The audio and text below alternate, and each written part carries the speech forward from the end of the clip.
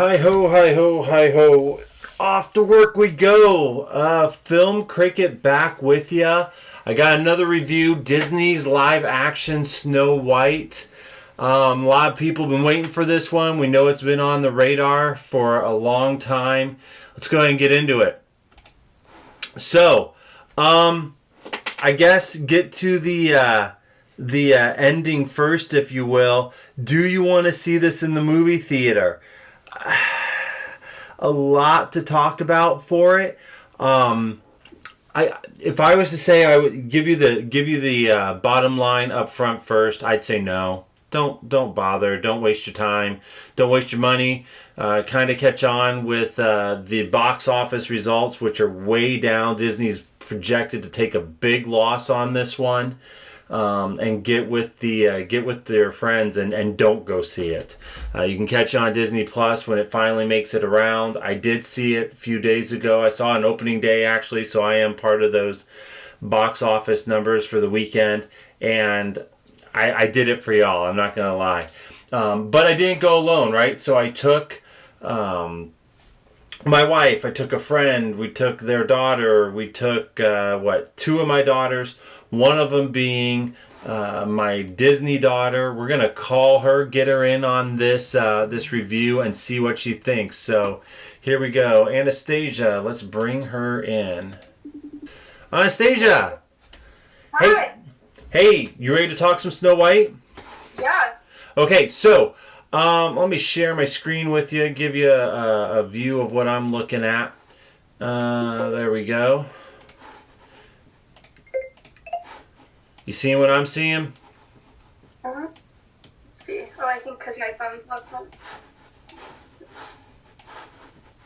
No, I'm seeing what you're seeing. All right, awesome. So I've told everybody we saw Snow White. We saw it with Mom. We saw it with your sisters. We saw it with the friends. I said, don't see it in the movie theater. I told everybody, don't waste your time. What do you think overall before we get into the details? I think that we both came out of it with a little bit of different view. Okay. At first. Okay. I liked it more than you did. I think if you've got little kids, you could go see it in the theater. It would be a cute little family movie. But also waiting is perfectly fine. It's not a must-see in the theater. I think overall, maybe it's because I went in with a really low bar, but I don't think it was as bad as. Okay, so now you're a Disney fan, correct? Yeah. Okay, watch a lot of Disney. What are you wearing right there? You got your Stitch sweater on, so you're a Disney fan. See, I think I'm of the opinion if you see the 74% popcorn meter on this film, that's people like you, right? That's people that are Disney fans, people that want to see Snow White. They love Snow White, and I think anything they would have put on the screen, they would have been happy with. I think that may be true in some part because Disney adults are crazy. I don't know. I think it was still in a lot of ways cute. I definitely have some major criticisms about it, but I think it was still a cute movie overall. Well, let's get into that because I think that's kind of where I'm at. Like the criticisms, I think outweighed the good stuff, and I will be the first to admit there was a lot of controversy around this movie. A lot of people saying it's too woke. They changed too many things. I think that some of that was overblown. I think Disney made some changes. I think I was okay with some of the stuff they said I wouldn't be okay with, and I wasn't okay with other things. We got the director, we got the main actors and actresses here. We'll touch on them before we go further because I think that's some of where I had a problem. Rachel Zegler, she can't act. She can't act. She can sing. Like, I'm going to give her credit. And people said, don't be mean. Don't say she can't act. But she can't. I saw her in the Hunger Games movie. She does a horrible Dolly Parton accent. Like, somebody said, do a Dolly Parton like impression, and it was horrible. But I got over it. I said, maybe that's a one-off. I know she was in the Shazam movie. I didn't even notice her in that. And then this one came out. Oh, yeah, she was in West Side Story, I think, which one of your Yeah. sisters really likes. She can sing. I give her credit for that. But as an actress, it's so bad. What do you think?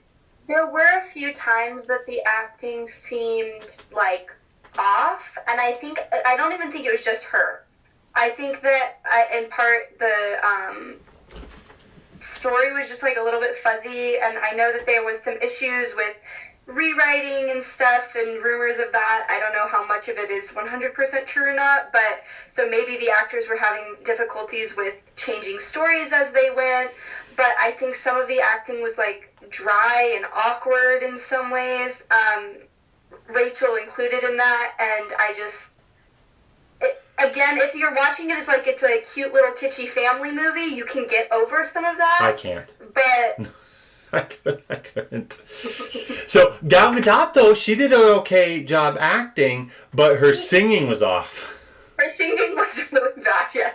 And even hers though sometimes even with the acting, I think she fell into that. well, I hear that she was like upset because they cut some of her singing from the trailers. Like she was supposed to have some singing and more time in the trailers, and they cut that. Probably for like it's one of those executive decisions that I can get behind where the studio made a choice and I went, yes, probably not. And again, I love her. She's a wonderful Wonder Woman. Some of the coolest scenes is that Andrew Burnap, Jonathan, supposed to be Prince Charming. He comes off as a discount Dread Pirate Roberts to me. He will never be Wesley. He cannot live up, but he kind of has that look to him, kind of maybe a scrawnier, not really a real strong, kind of more of a modern take on a Prince Charming, although the one back in the cartoon looked kind of girly, I guess. If that's where your head went, that's probably your biggest problem with him, because obviously comparing him to Wesley, he's never going to live up. No one will ever live up to Wesley. Exactly. But I mean, Prince Florian in the original, who it would be the character he's based off of, being the love interest. I mean, he's not a prince in this one, but he isn't like a manly man either. I mean, he doesn't really do much in the other one, to be fair. He has like 5 minutes of screen time maybe, but he's not super manly. Well, no, he's not. And actually, if you listen to Rachel Zegler, she said, well, maybe we'll have him in it, maybe we won't. It's Hollywood, baby. Well, he's not cut out. He's actually a major part. Dwarves, in fact, let me see here. We'll advance here a little. The dwarves, there was all that controversy around them. As you can recall, there was the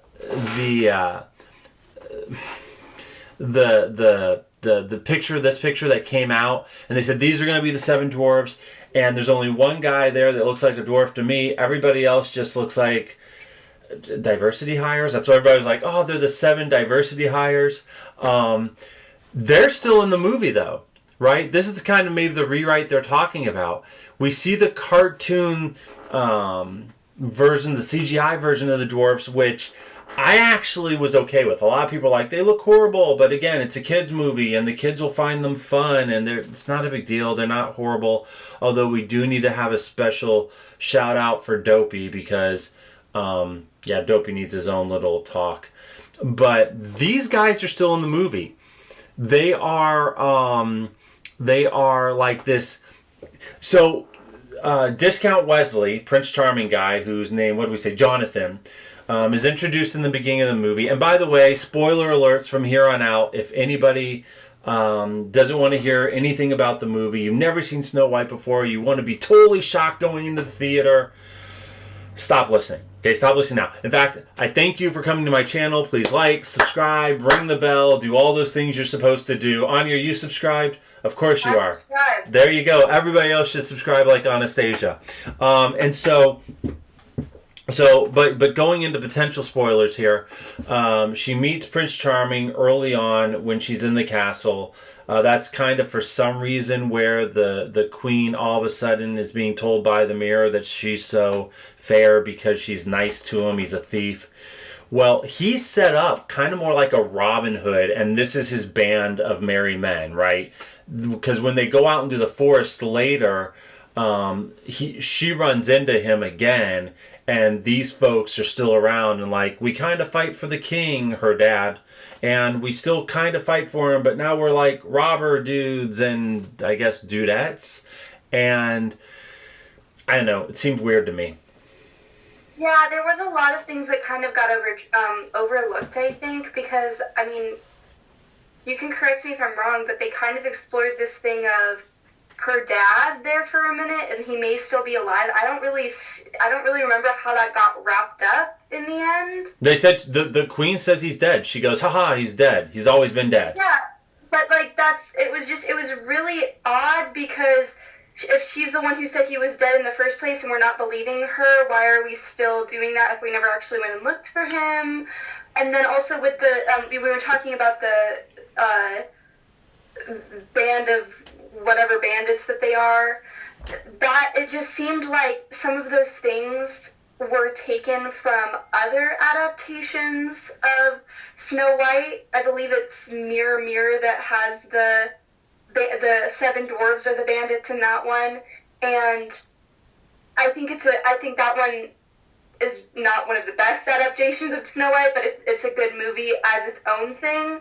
But trying to make it now a Disney thing when we're redoing Disney's, it just seems like they stepped away from their own adaptation in a lot of ways while modernizing it, and had these weird storylines that didn't, because it seemed like when they got called out for the diversity stuff, and then they switched back to it being more true to the original film, a lot of things got dropped, and trying to fit things back in and trying to make this weird mangled thing.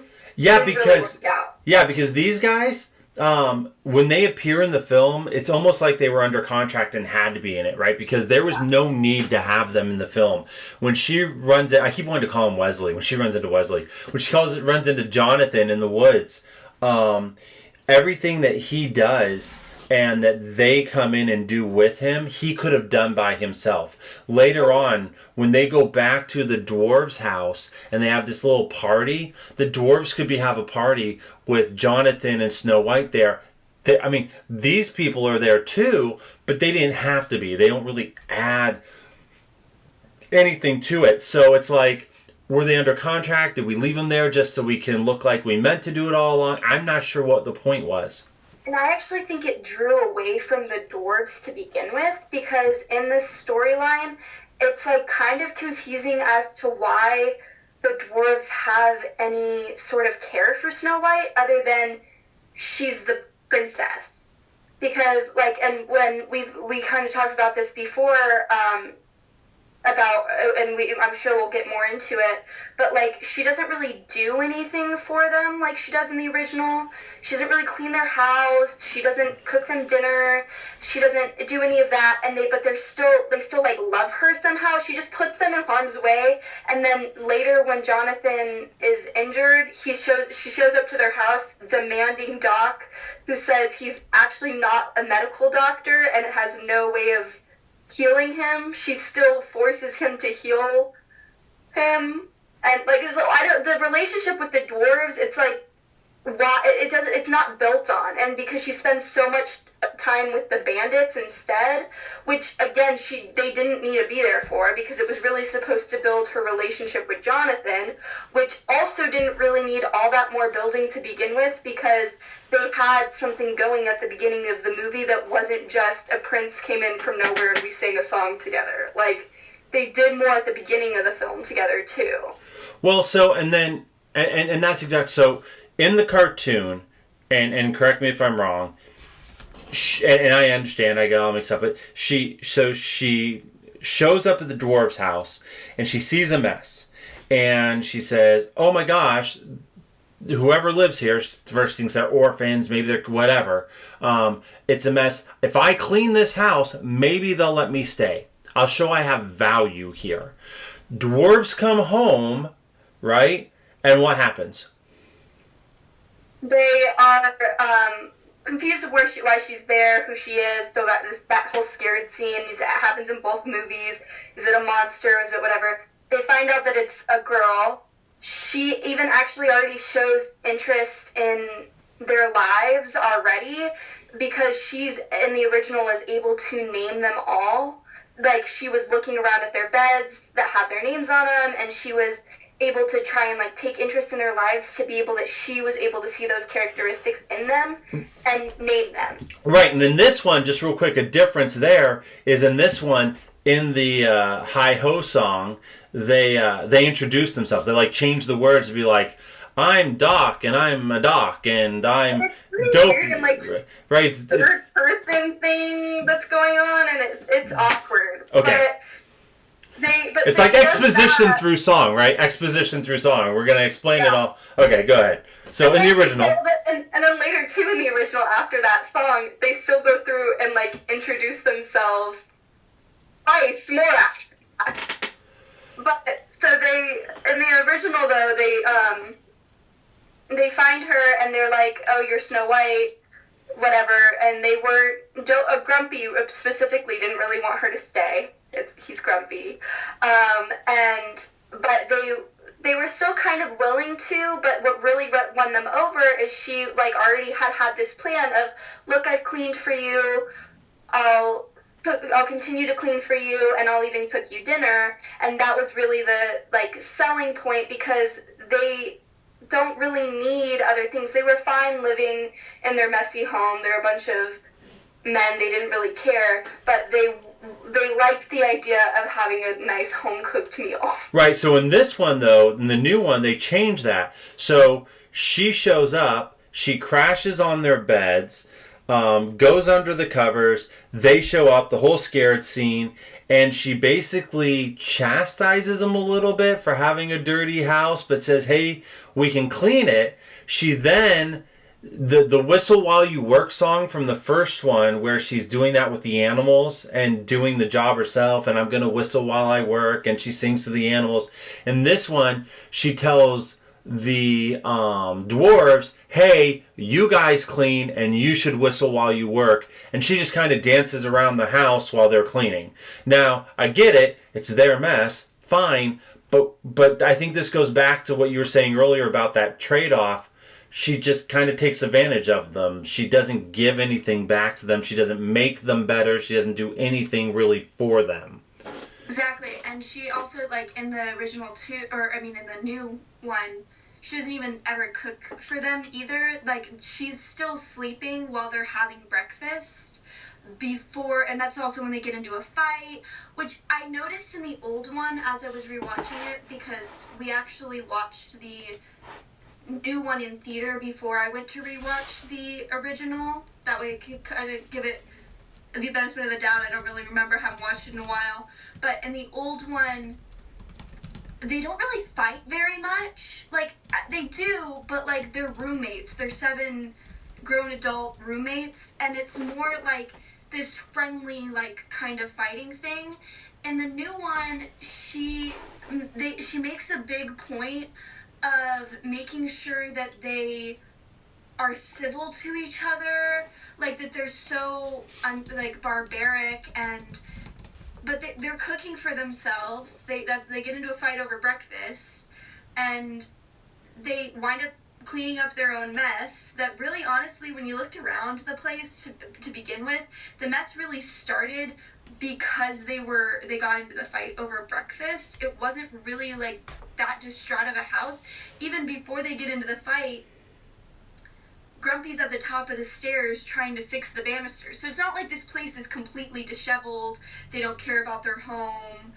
Like, they are actively working on it, but then they clean up their fight mess, I guess, and that's what she's given them.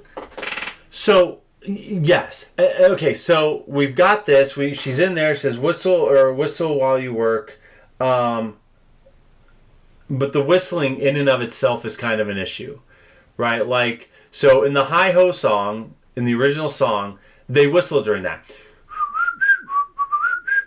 right?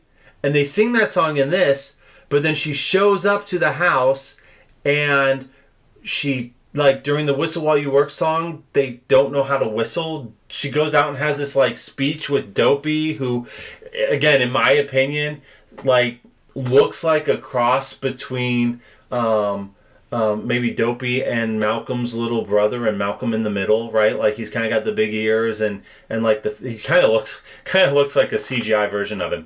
But she like teaches him to whistle, and then right, major spoiler here, people. If you're still holding on, and you're like, I don't want to. Dopey talks in this. By the end of the movie, you find out the narrator of the story is Dopey. Does Dopey ever talk in the original? No, he doesn't. And that was like, because that's just kind of it. Even in this, I've noticed he wasn't really honestly that dopey. Like, the things that they made fun of him for was he was admiring a lightning bug that landed on his nose. Like, in the original, they as they're sneaking through the house when they first, I don't know it's Snow White yet, somebody's broken into their house, the floor creaks because Dopey steps on a creaky board, and all the dwarves turn around and they shush him, and Dopey turns around and shushes his own shadow. Like, that's a Dopey, like, characteristic. Admiring a lightning bug that lands on your nose isn't really, like, make you stupid. Nah. Well, and I mean, Grumpy's grumpy. That's clear. Happy, they kind of make a big deal about him being happy. Sneezy sneezes a couple times. You see Sleepy fall over, but generally speaking, they don't really explore them as to who they are. And I know I'm talking about like cartoon characters in a live action.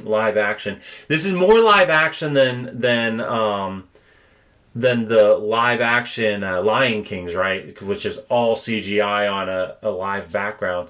But I mean, there's so much CGI in this; it's hard to call it live action.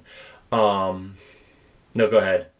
No. Well, just one of the things too about the dwarves and the CGI thing going on there is back to the like bandits. Is it would have, I think, been better, and the scenes that just include the dwarves were totally fine. But once the bandits and the dwarves get together, having an actual live human who has dwarfism, is a little person, next to these CGI dwarves is just really awkward to watch.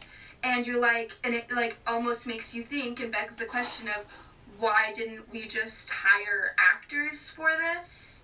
If we were like watching them stand next to each other, it should have been one or the other kind of a thing going on. And no, I don't think in this universe he is a dwarf in the sense of he's a minor, that kind of like fantasy world dwarf thing that like the of a creature that is a dwarf, but just seeing the two next to each other made it very awkward. Agreed. And what's funny is during that, and you see it during the party, right, when they're back at the house. So we'll get back into the story here a little bit. So Snow White, the huntsman, just like in the original movie, goes after her in the woods because the queen says go after her in the woods. She runs away because he has a change of heart and you're so sweet, I can't kill you. She runs into the seven dwarfs' house. In live action, she goes to leave their house. Now, remember, in this one, Rachel Ziegler said she's trying to be the leader her dad said she could be in all this.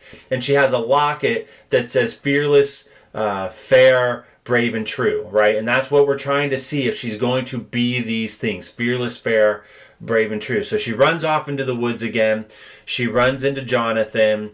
And at this point, the queen has figured out that the huntsman's failed his job. So she sends her guards out, which are apparently old farmers. Now that's going to come in again later. They're old farmers, young, but they used to be farmers.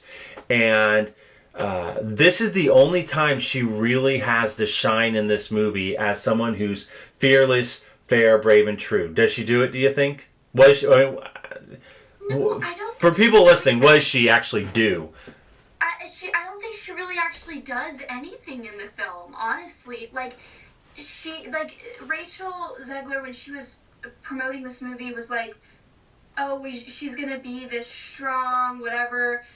Honestly, she didn't do much more than she did in the original movie. Actually, she did less because she wasn't even kind enough to clean the home or cook for the people who were giving her shelter. Right. But she kind of like it was almost, and that's why I say it was like they didn't know what they wanted to do, whether they wanted to make it true to the original their original movie, or make it more like some of these other Snow White adaptations that come out, like The Huntsman, or Well, in The Huntsman, you people may not like what's her face, although she's not as annoying as people make her. But at least in that one, she was like wearing armor and riding into battle and doing all that stuff. Like they didn't push too heavily into that warrior woman. And Mirror Mirror, she becomes a bandit with the dwarves. Like, they didn't push far enough into that, but then they stayed too far away from it at the same time, that it was really awkward, and it didn't really make sense, honestly. Well, I was gonna say this earlier too, but I don't know what the runtime was for the new one.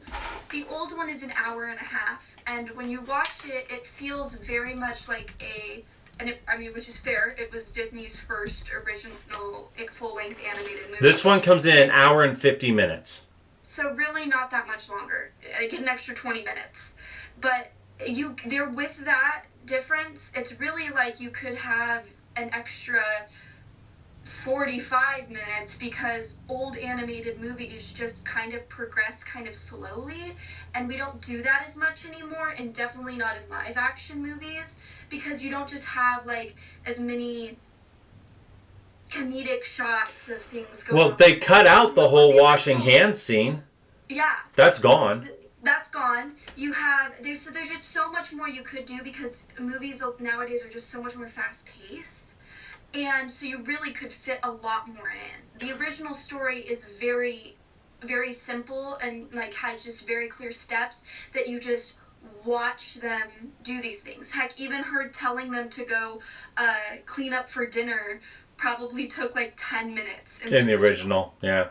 So it's because she tells them clean up, and then they have to each show her hands, and that takes a while to animate and see, and it just it was also a slower world. People were good with watching that. Which is funny, because we'll jump back onto this fearless, fair, brave, and true thing in a second. But that was something I noticed from the original compared to this one too, is that the original, it kind of shows her civilizing these dwarves, right? They have a dirty house, they don't even wash their hands, or all this stuff, and she comes in and is like, look guys, and it's kind of a theme you might see in those early Disney movies, with Wendy being the mother for the Lost Boys, that we need, these women to come in and make the men better through being, a strong woman and saying, get this stuff done. Here, we've told the audience pretty directly, fearless, fair, brave, and true. We're going to show you. And what does she do? She gets into the woods. The Queen's guard come out. They're going to arrest her. Jonathan jumps up with his merry men and woman, and are going to fight the Queen's guard. Snow White runs off, then makes a distraction with the animals. They get in a robe or something, and steals a horse and comes blasting back in. That's really all she does. Jonathan takes a crossbow bolt to the shoulder because of her troubles, and that's when they run back off to the dwarves. That's really the most powerful thing she does till we get to the end, and we'll talk about how the end changes some too. Interesting thing though, and I know you noticed it, and I noticed it, and some of the other people in our party didn't, but this is where the consent song comes in, right? Tell me about the consent song. So while they're partying, they have this moment that you kind of see in romantic movies, right, where the rest of the world disappears and it's just you and I, and we're singing back and forth to each other, and then somebody will bump into us and kind of draws us back in, but then they just kept going back and forth singing this song, and the very ending line is, if ever you have to wake me with a kiss. See, they fixed Kiss the Girl from Ariel, from Little Mermaid, by just, look, we know it's gonna be an issue, she gave him permission to kiss her. She did, it was in the song, right? There was consent. It just makes it. Honestly, I think it was a pretty cute song. I kind of the music in this movie was pretty good. It wasn't horrible, but when you know what you're looking for, it hit me like a lightning bolt. I'm going, oh man. It was, and that's what I mean. It was a really cute song until you caught that part, and then it was like, okay, that's the whole reason we did this. We get it. We know what they're doing. Yeah, so they have the song. The movie progresses. Jonathan leaves to try and do.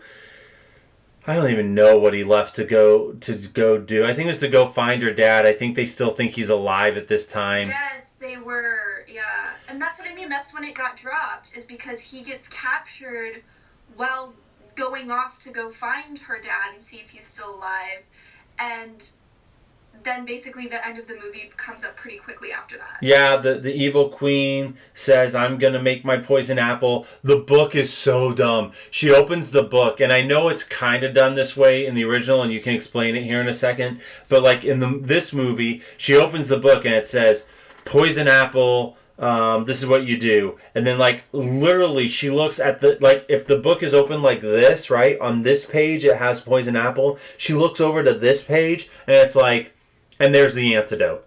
And it's like, love's first kiss. And you're like, oh, I know it's a kid's movie, but that hit me in the head so hard that it hurt. Don't beat me in the head so bad.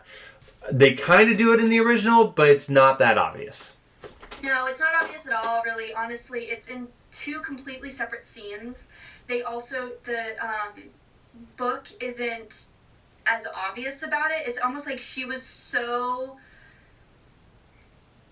enthralled with her plan that she didn't even, it was like an afterthought. Is there anything else that could spoil this?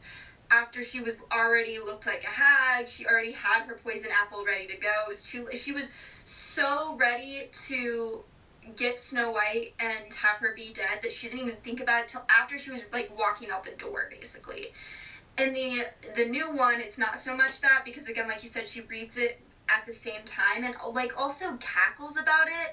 Like, it's funny to her that there's this thing that could spoil her plan, and at this point, doesn't she already know too that there is somebody that could do that? Yeah, like, yeah. In the original, she after she's like, what could spoil my plan? Let's flip the page and see what the antidote is, and it's love's first kiss, and she's like, that's not a problem. Snow White's been locked up forever. That's not going to be an issue.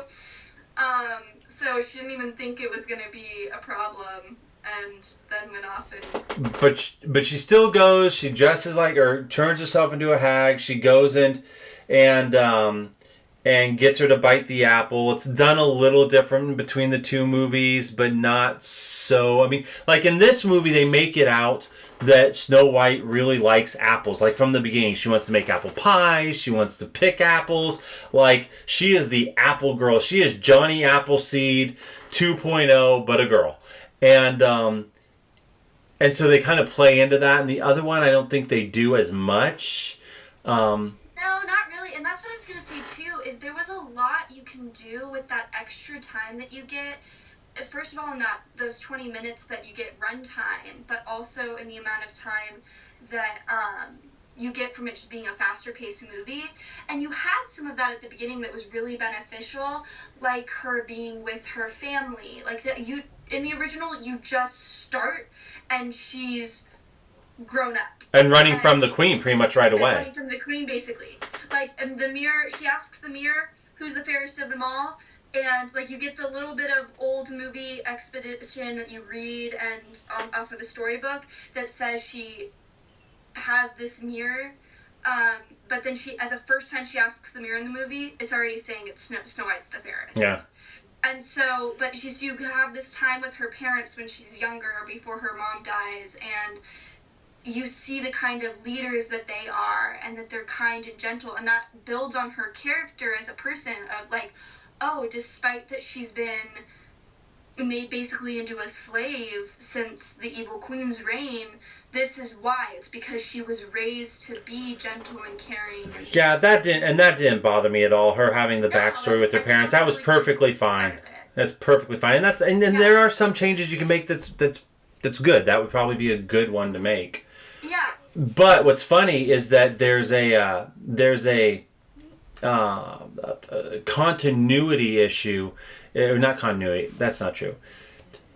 There's continuity issue between the two movies, and this is one of the big woke things that came out, like one of the biggest. With Rachel Zegler playing the part, I know that Ben Shapiro talked about it. You can't ignore it. Her name's Snow White. What do they say in the original movie about her? They say it's actually not in the storybook, which is what I thought it was. But I mean, it's in the original story of Snow White that everybody's adaptations are based off of. But like, it's not in the animated storybook that they flip through that's telling you the story. But the mirror says, hair as black as ebony, lips as red as the rose, skin as white as snow. She's the fairest of them all, Snow White, or whatever, something like that. And I'm no expert. Let's see. I just have a small picture. Actually, we can jump forward here. These are the other people playing all the voices. I want to make sure they all have credit for the work they did. But here's Rachel Zegler. I'm not seeing lips as red as roses. Definitely not Snow White skin. And what's funny is if you look at kind of that whole historical perspective, right? The people had fairer skin, very white skin. We're talking about Northern European countries. Snow White is a Germanic set tale, right?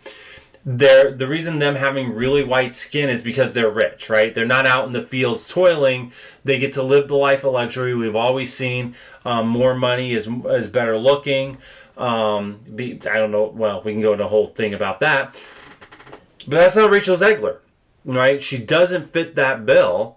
I know they hired her because she was popular at the time. I know they hired her because she could sing and fine. But she doesn't look like Snow White to me. And I would go so far, and we'll back up again another picture here to our diversity seven dwarfs, as they were calling them. I think this is something that kind of got me about this telling. The kingdom is the most diverse German kingdom I've ever seen in my life. Did you notice that? I mean, am I on my own? Was that distracting to you? No, you're right. It was. I mean, even the huntsman, and that's what I mean. There are certain roles that it really doesn't, at the end of the day, matter if you race swap or whatever from the original. Because yes, the original huntsman was white, and again, if we're saying, but again, it is also a Germanic story, so you can't like have every character be. But like the huntsman was black. There were pretty much every race in the village. We had Asians in the village. We had black people in the village. We had white people in the village. There was probably a Native American and an Indian. I just didn't see them. Everything in this village. There's two black people in the band of misfits, or not misfits, bandits, whatever they are. Oh, I'm counting three at least. Maybe that guy's mixed race. I don't know. But there's a wide variety, and you can do some of that with certain roles, but when the character's name is literally based off of her specific image, and it's part of the story, you can't really change that. Well, they kind of address it. How do they address it? And I laughed out loud in the theater when I heard it. It was so bad. I had to. I mean, I literally and we interrupted just as a point for everybody listening. There was us. We filled up a row because we had 7 people with us to include your son, and and then there was 2 people behind us and 2 people in front of us. That was it. That was in the whole theater. Opening weekend. That's it. And I laughed out loud and interrupted the other people. So for them, if you're watching this film, sorry, didn't mean to interrupt. But what was their explanation? They go, so there was a snowstorm or blizzard that came through while she was born, on the night she was born, and she braved the snowstorm, even though that's not how labor works, but whatever. She braved the snowstorm, and so in honor of that, they named her Snow White. And what's funny about that is they keep referring back to it, like either A, they really wanted to reinforce it, or they wanted to pretend like she did. She popped out. She said, it's a snowstorm and I'm coming. Because she kept referring, my daddy told me that I was born during a snowstorm and I was so brave and so I'm going to do it again. It's like, is that girl still living inside of me? Again, oh my, that's not how it works. And also, like, and even there was a point, maybe two, where a snowflake actually fell. Yeah. Like, to her. It's weird. It was weird. It's weird. Yeah, no, you're not snow. I'd rather them have not addressed it at all than. Yeah, I'll give you that. But looking at for all the people that are watching our this film, this video right now and saying, you know, Film Cricket, you guys are being ridiculous. It doesn't matter. You can race. They're acting. That's what's going on. I turn them to the idea that go watch Lion King on Broadway and tell me if race swapping matters or not, right? Like, it shouldn't matter, and there are times where it doesn't matter, but there are times where it does. And I think it takes you out of the production, and it took me out of the production here. The other thing that took me out of the production a lot is, and I don't have any really shots of the scenery here, I could have done it, but the costumes kind of give you this idea. It felt very much like Shakespeare in the Park, but without the Shakespeare, right? They looked like they were wearing costumes. Some bad cosplay. The sets looked like you were at Disney World. That fake motif to them. And that they were all running around on a Disney set or at Disney theme park in their cosplay. I mean, am I wrong? Am I right? How, did that bother you? It bothered me. No, I don't think I noticed it as much until after when you pointed it out, but I do agree with you. Nope, I just ruined it for everybody. I just pointed it out. They're going to notice it. But watching the original is when I think you first pointed it out to me as, like, her dress in the original is just, it's a dress. Right. Like, but in this, like, they use tulle for her skirt. Okay, wait a second. A lot of guys might be watching my film right now. What is tulle? Like it's like meshy stuff that, like, snags on everything and would very clearly, like, pick up every leaf in the forest. Everything in the forest as she's running through. But, like, yeah, it does. It seemed very theatrical. Yeah. If you're trying to make a live action, I don't think other Disney remakes have that feel. Like the Cinderella, I don't think has that. No, the Belle one, Beauty and the Beast. The set was pretty good. It was a little darker, kind of. I think brought me into it. It was done in a very, like, French way. revolutionary style that's true to the story. Well, with the exception of Belle having an English accent. I mean, that was annoying. But the set and the clothing had the sense of the culture of which the story belongs to. You don't really get that from this. Yeah, and actually, no, go ahead. There is a lot that you can do with that. We've been to Germany. We've seen German castles. We know what they look like. They would make beautiful sets. Right. And be true to the film while being a new adaptation, being a live action adaptation. Well, let me show you a couple other things. We'll touch on a little more controversy with her. I don't want to spend a lot more time on the controversy, but Rachel Zegler. You've told me before that your version of Snow White is different, and it's more of a 2022 version of Snow White. What did you mean by that? I mean, the original cartoon came out in 1937, and very evidently so. There's a big focus on her love story with a guy who literally stalks her. Yeah. Weird. Super weird. So we didn't do that this time. No. I mean... Weird. I'm going to always have that in my head. Weird.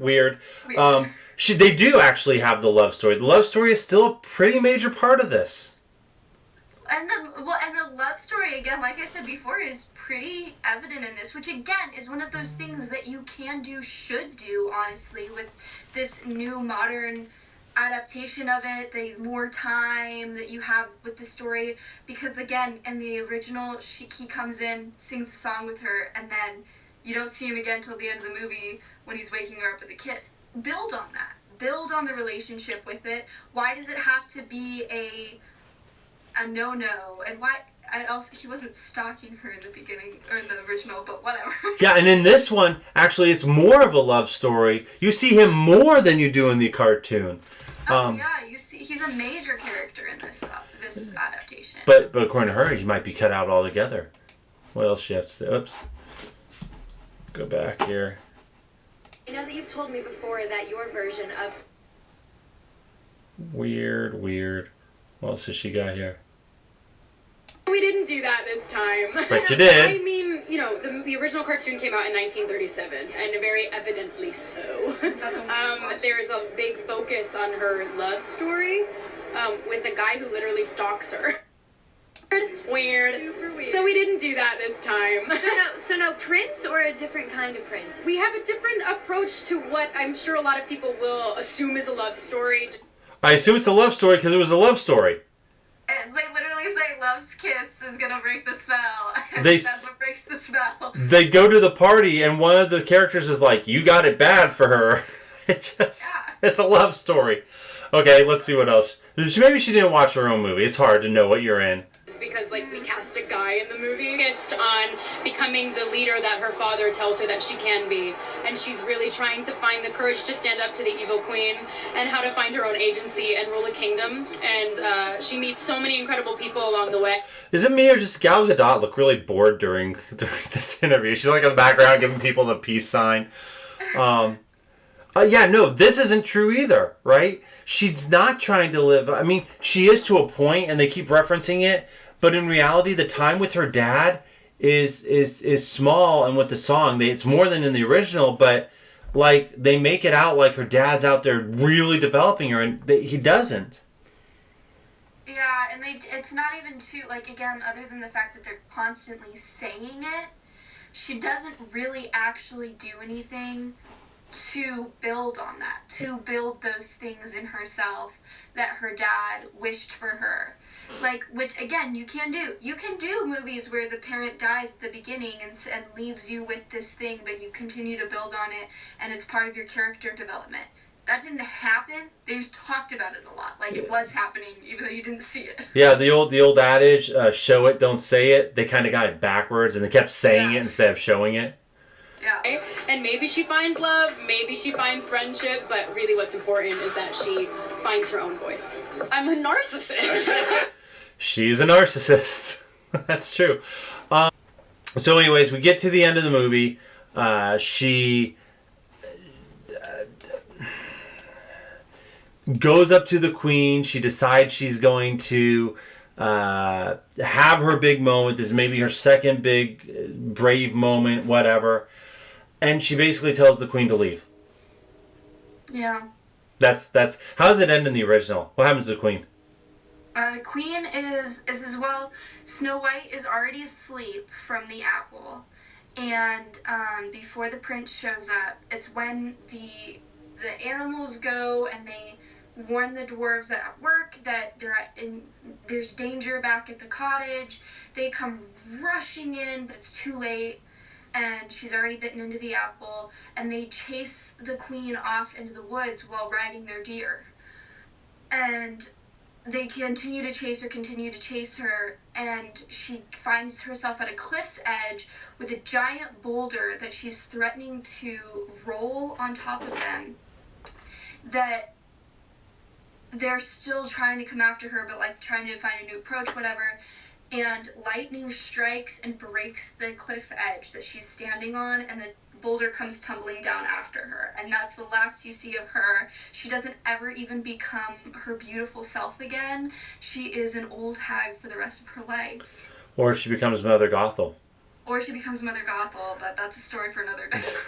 So yeah, no, in this one she gets woken up, even though Rachel wants to tell us that it may be love, it may be friendship. Well, this movie says it's true love's kiss. She gets kissed, like she said to do in the song. Good thing she gave him permission. And she goes, She gets to the castle. She has this big rousing number. She's singing through the streets. People are joining her. They get to the castle's gates. The queen's guard meet her there. The queen's like, get her, kill her, whatever she wants them to do. And she looks at the guards and she says, I know you. You're Tommy, and your dad has a farm, 10 miles out that you do strawberries and all this. And I know you. You're Andrew, and I know you. And they're like, oh, now we want to be on her side. And they turn on the queen. She tells the queen to leave. The queen, for some reason, goes back inside. She kind of chases her in the sense that she doesn't really chase her, but she shows up back in the room that the queen is in. With the mirror, the queen smashes the mirror and gets sucked into this nether realm, and the mirror heals itself. Again, kind of going back to is Disney really staying true to their own adaptation? Are they stealing from other people's ideas? That's what happens in The Huntsman, is the queen becomes somehow one with the mirror. And her being sucked in would seem like she's becoming one with the mirror in some sort of way, because it magically fixes itself, and now she's in there in some capacity. Well, and again, it's not even like Snow White did it. Like, Snow White did nothing there. The queen smashes the mirror because she's pissy, right? And then she gets stuck to... Even because the queen actually offers for Snow White to kill her. And Snow White says, no, I'm not going to do that. And then the queen first gets enraged and goes to try and stab Snow White, but the crossbow guy shoots the knife out of her hand. So Snow White didn't do anything, so other people were doing heroic things. No, Snow White is fearless, brave, fearless, brave, true, and fearless, fair, brave, and true. Yeah, so all told, and then of course we see at the end that Dopey is reading the story, and she marries, that's the wedding scene that just flashed there. She marries the guy that might not even be in love with her, they're just friends, and so... That's my one other issue with the movie, is the ending scene. The last... actual live action shot before it goes back to the storybook and it closes is her. It's in the scene, the final dance scene, song, whatever. Her and the prince are dancing together. Her and Jonathan are dancing together. It's very clearly supposed to be a shot of both of them, and they crop him out so it's just her face, but his shoulders are there. They should have had him either step to the side or put them both in the shot. It was like they really, really wanted to focus on the fact that this was her story, not his, which, fine, do that, but then have him step to the side, it just made it awkward. And then the last storybook image is just her, which also, even if he was in the live action shot, could have still just been her. And, yeah, I don't know. I still think it was cute. Your son, he's how old? He's almost 2, so he liked it. He stayed entertained. The woodland creatures, the hedgehog is extremely cute. The woodland creatures don't have much of a role in this, but... The hedgehog was at the beginning and the end, so they knew what they were doing. That's probably why I liked it so much. Adorable little hedgehog. But no, I think overall, again, if you're a Disney fan, if you like the story of Snow White, tangentially, you're like, oh, it's okay, then you'll probably like this. If you're a big fan of Snow White, you probably won't like what they did with it. But if you just like Disney and you're okay with Snow White, you're okay with modernization, if you're one of those adult Disney fans, go see it, fine. I think 99% of us are good to see it on TV, put it on for the kids, and just kind of have it on in the background.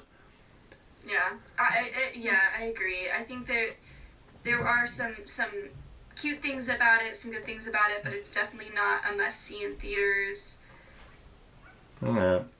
Yeah. Well, I appreciate you joining us today. I know that was one of my longer videos. I hope people stayed with us to the end. There was a lot in here, but kind of all over the place too. Kind of all over the place. But so is the movie. Hi-oh.